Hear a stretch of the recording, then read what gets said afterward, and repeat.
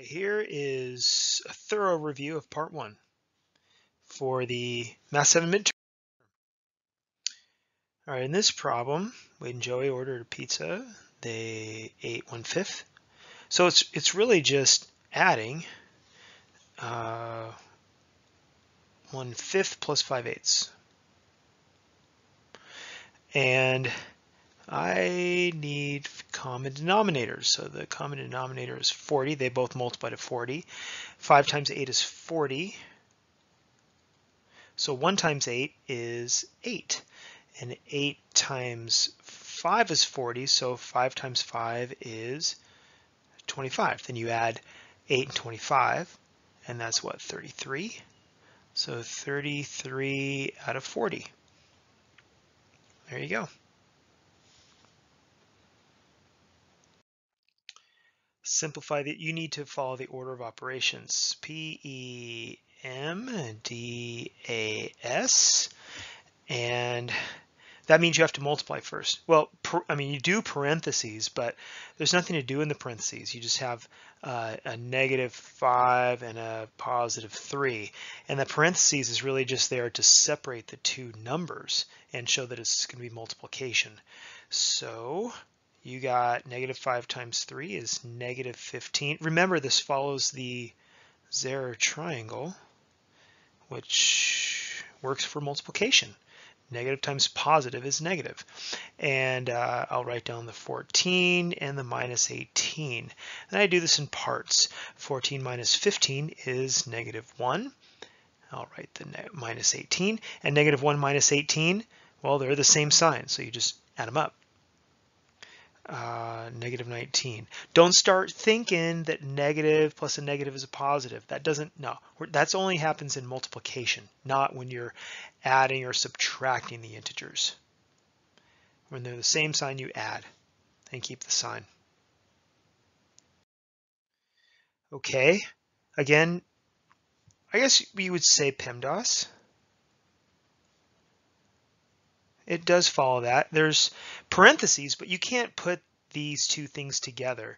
One's a variable term and one's a constant. There's no exponents, so these are all taken care of.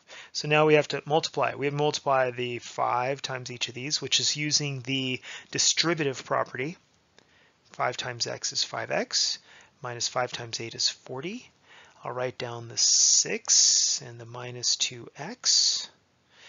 And now I'm going to combine the like terms. I have these two. Notice I circled the sign in front of the number. So that's a +5 and a -2. I'm going to put those two together, and I get 3x. But now I have the 6 and the -40. Notice again, -40. 6 minus 40 is what, -34? I'll write that down. 6 minus 40 is -34. You have to subtract them. They're different signs, and 40 is bigger than 6, so it's going to be negative. So -34. And that is the answer. You can't put those together anymore because 34 doesn't have an x on it. Rectangle. Okay, I will draw this rectangle, and we have y plus 7. I'll make this y plus 7. It really doesn't matter which one it is, as long as they're opposite of each other, because their opposite sides are the same length. And the other side is 4y minus 8. So that means the other side is 4y minus 8.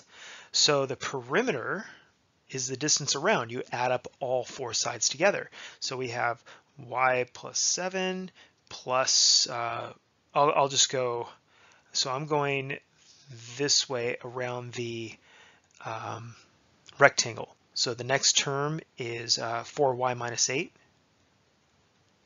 and then plus another y plus 7.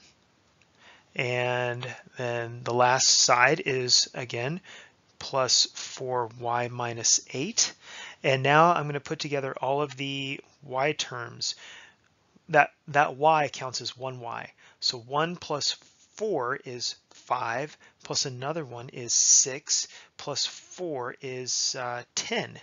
So we have 10y, and then we have 7 minus 8, that's -1, and then -1 plus 7. So this is probably getting hard to see. So let me write this down here. All those blue ones. So 7 minus 8 plus 7 minus 8. These two put together is -1. And then I'll write plus 7 minus 8. -1 plus 7 is 6. And then minus 8. And then 6 minus 8 is -2. So it's 10y minus 2. That is our answer. Julie got 16 out of 25. She got 9 out of 10 on the science quiz. What was the difference between the percentages? Well, percent means out of 100. So if it's 25 out of 100, 16 out of 25, I can multiply 25 times 4. That's 100. So 16 times 4 is 64. That means she got 64%. Yeah. No. Wait a minute. Yeah, 16 times 4. Yeah, 64%. That doesn't sound. Oh yeah. That's not so good. So 64%. And then 9 out of 10 is well, percent is out of 100. So if I multiply this by 10, that's 90 out of 100, which is 90%.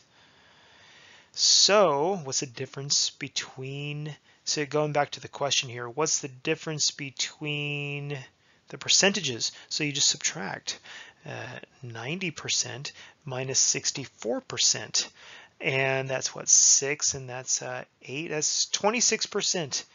So the answer is 26% difference.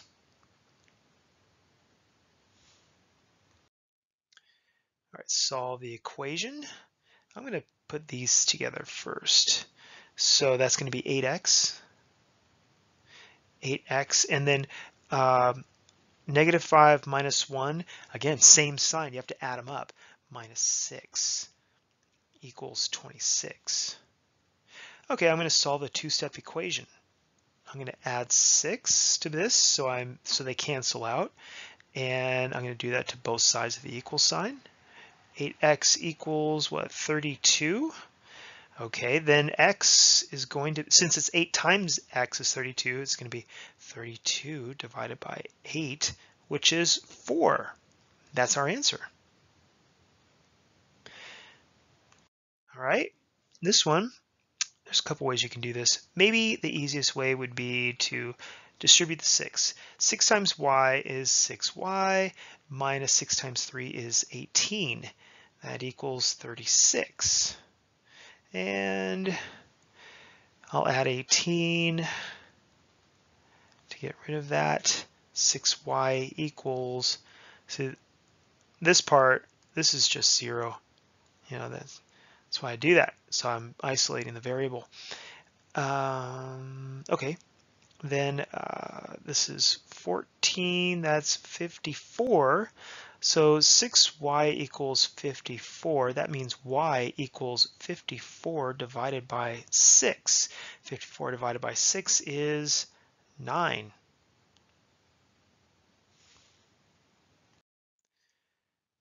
All right, solve this one. Okay, this should be a little bit easier now.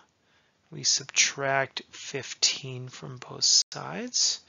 3x equals -3. Now see, different signs right there. 12 minus 15. 12 is positive and 15 is negative. So the difference between those -3. And then x is -3 divided by 3. And 3 divided by 3 is 1. And back to the Zare triangle, which also works for division. If one of them is negative and one of them is positive, which they are, the answer is negative. So our answer is -1.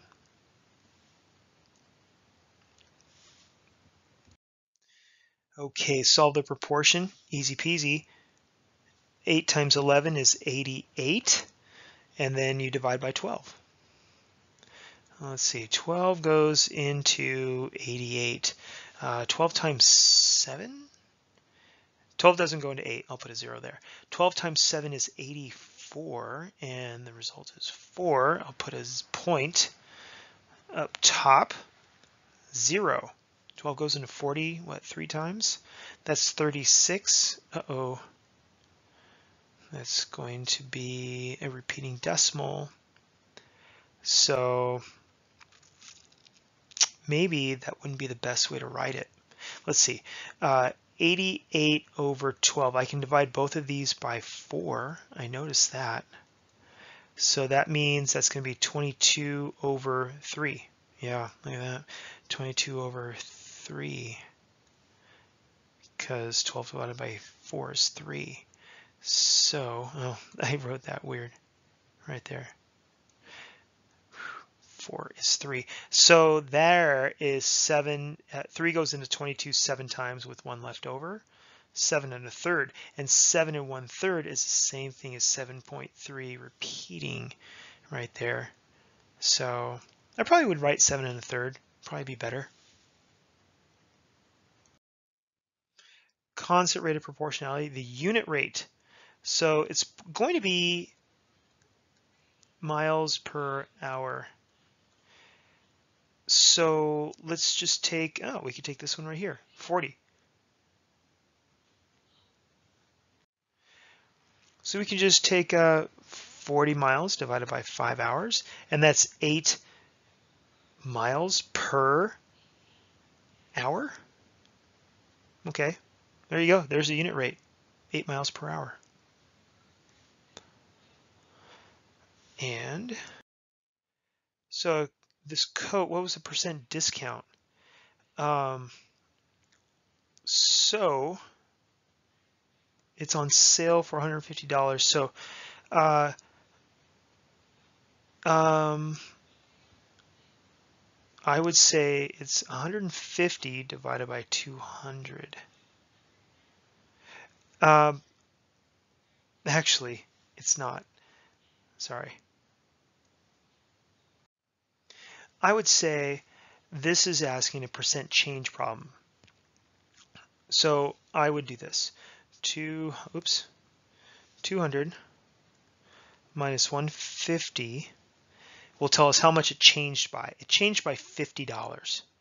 Now let's take that $50 and divide it by 200. You could knock these zeros out, and you have 5 over 20, which is 1/4. That simplifies to 1/4. And then 1/4, if you didn't know, is 25%. You could put this 4 into 1.0. 4 doesn't go into 1, but 4 goes into 10 2 times. 8, 2, 0, 5. There's the 0.25, which is 25%. So it dropped by 25%.